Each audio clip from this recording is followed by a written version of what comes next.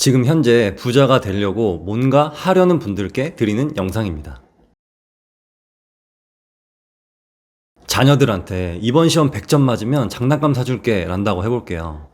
실제로 이런 부모님들이 너무 많습니다. 그럼 아이들이 시험을 위해 공부할까요? 아니면 장난감을 위해 공부할까요? 네, 아시다시피 장난감을 위해 공부합니다. 이게 주객이 전도된 거죠. 그런데 이 아이가 100점을 맞아서 장난감을 획득하면 그나마 다행인데 아깝게 하나 틀려서 95점을 받아서 너무 억울해합니다. 그러면 이 아이는 이 시험, 공부라는 것 자체를 되게 미워하게 돼요. 그것도 모르고 부모님은 야, 참 잘했어. 95점이면 잘한 거야. 다음에 100점 맞을 수 있어. 이런 말을 합니다. 이렇게 타의적으로 끌려가는 공부를 하게 되는 거예요. 이게 우리나라의 가정교육의 문제점이고 또 일반적인 교육의 문제점인데, 그렇기 때문에 고등학교 때까지는 세계적으로 탁월한 수학 능력을 보여주지만 대학 가서는 놀다가 그냥 취직하는 거죠. 영어가 좋아서 공부하는 게 아니라 뭐 토익이나 토플, 토익 스피킹 같은 그런 점수를 잘 받기 위해서 공부를 합니다.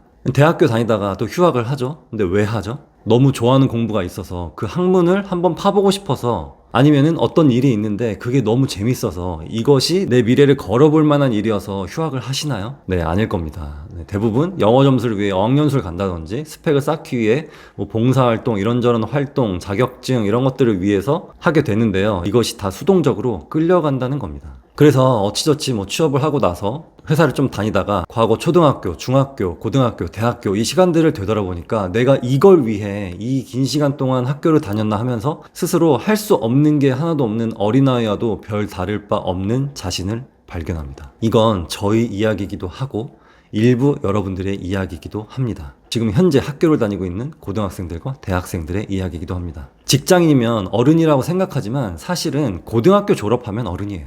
그런데 왠지 우리는 아직까지 30 정도는 되어야 어른이라고 느끼고 있어요. 미국, 호주, 유럽 이런 데서는 고등학교 졸업하면 어른이라고 사회도, 가족도, 그리고 스스로도 인정을 합니다. 우리나라와 무려 10년의 차이가 나요. 그래서 돈과 부에 대한 생각을 30살이 되어서야 할 수 있는 우리나라와, 그리고 20살 때부터 할 수 있는 그쪽 서방 국가들과는 차이가 이미 많이 나는 겁니다. 그런데 우리는 스스로 생각하는 법을 모른 채 살아왔어요. 그래서 부자가 되는 것도 나의 마음에서 우러나와서 뭔가 계속 지속할 수 있지, 남들이 하니까 왠지 이걸 해야만 뒤처지지 않을 것 같으니까 라는 생각으로 수동적으로 하는 게 과연 긍정적인 동기라고 생각하십니까? 네, 난 역시 부족하니까 라는 전제에서 시작하는 거예요. 남들보다 뒤처져 있다고 생각하고 시작하는 겁니다. 맞나요? 그리고 또 하나는 자신의 젊은 날을 희생한다고 생각해요. 네, 그런데 있잖아요. 희생하는 게 절대 아닙니다. 마치 노는 게 즐기는 거고 행복한 거고, 근데 반면에 재택하면서 공부하고 열심히 살아보려고 뭔가 해보려는 거를 희생이라고 생각하는데요. 그 반대로 노는 게 희생하는 겁니다. 놀 때는 돈과 시간을 쓰죠. 근데 시간은 돈이잖아요. 그래서 돈과 돈을 동시에 쓰는 겁니다. 그러니까 돈과 돈을 동시에 쓰니까 돈이 없어지는 거예요. 그러니까 돈이 없어지니까 돈을 또 벌어야겠죠.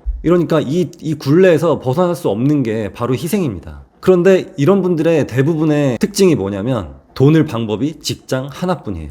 그런데 그 직장에 불만을 가득 품고 다니면서 잘리지 않기를 바라면서 아이러니한 자세로 다닙니다. 그래서 돈과 시간, 그 돈과 돈을 소비하면서 한 개의 동아줄에 매달리는 것은 이런 삶의 패턴이 희생이에요. 우리는 여러 개의 동아줄이 있어야 하는데요. 하나는 몸에 감고 있을 수도 있고, 하나는 오른손, 하나는 왼손에 잡고 있을 수도 있어요. 그게 자산이라는 동아줄이 될 수도 있고, 뭐 직장, 사업, 아르바이트라는 동아줄이 될 수도 있습니다. 그 동아줄을 하나씩 만들어가는 게 여러분들은 그게 젊은 날의 희생이라고 아직도 생각하시나요? 연세가 있으신 분들이 하는 말이 있어요. 젊어서 공부해 볼 걸, 젊어서 뭔가 배워볼 걸, 이런 말씀 많이 하시죠. 지금 여러분이 바로 그 어르신들의 젊을 때입니다. 누워서 딩가딩가 TV 보고 그러는 거는 늙어서도 얼마든지 할 수 있어요. 아니요, 그것밖에 할 게 없어요. 왜? 힘이 없으니까. 놀아줄 친구도 없으니까. 그리고 나가서 쓸 돈도 없으니까 그냥 그렇게 있는 거예요. 여러분은 그런 노후를 원하시나요? 10원짜리를 계속 모으면 10원짜리 여러 개가 됩니다. 그게 절대 몇 억이 되지 않아요.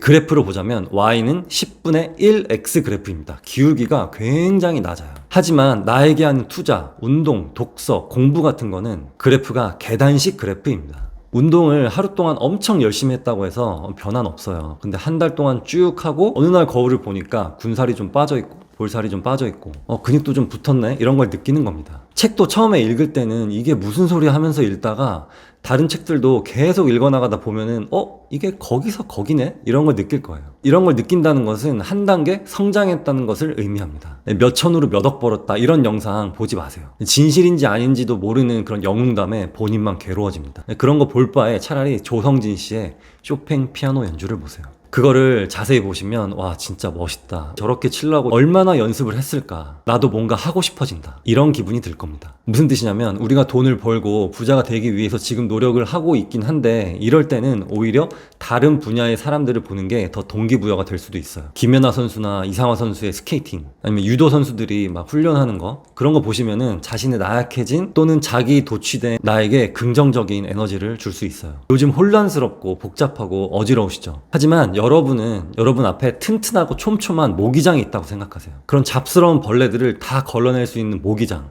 그리고 본질만 보시고 내면의 힘을 키우시고 그 힘으로 여러분만의 철근을 땅속 깊숙이 박아두고 무슨 일이든 어떤 토네이도가 몰아치든 흔들리지 않는 여러분이 되기를 소망합니다. 자, 이제 작심 3일에서 작심 3년 하실 준비 되셨나요?